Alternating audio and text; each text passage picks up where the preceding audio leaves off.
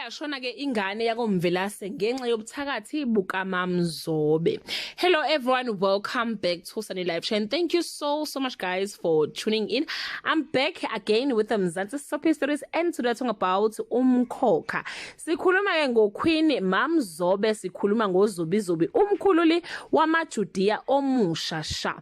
Izinto ke azizomhambela neze kahle guys, azizomhambela neze kahle kulenyanga ke esikuyona uNovember. Kubi impela nje ireport la kwaFestia. Le ndaba yephenti angazi ukuthi ayihambanga neze kahle guys. uMaMzobe wayicanga ukuthi ke njengoba phese loyile lapha yana isibeletho sikaMabusi ngeke azakhulele nokukhulelwa nje. Kodwa ke manje uMaMzobe uthola ukuthi ke uMabusi kanye noNokubonga bobabili bakhulelwe. So into ayifunayo ke manje ukuthi ke noma ekhulela uMabusi kodwa ingane angayiteti ivele ishonele ke esiswini.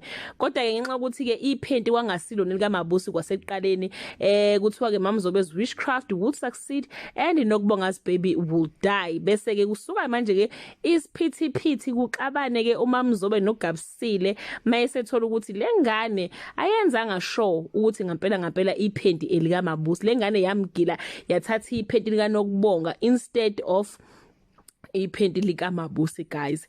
uMaMzobe ke bathi ke she will disown uGabisile will go back to ifamily yakhe and guess ukuthi ke uGabisile uzokwenzani to spite her mother.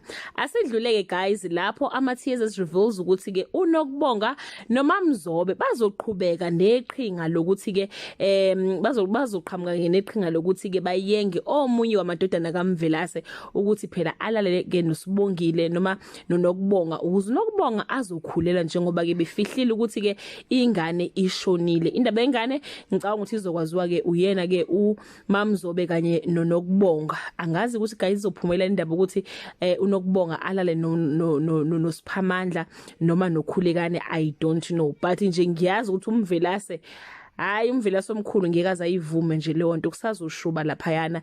It's just a lot guys okwamanje ke asibambe la ekamkhululi wamaJudiya but kuningi kuyeza. That's all I have for today. Do leave your comment below and share your opinion. Bye. Isevele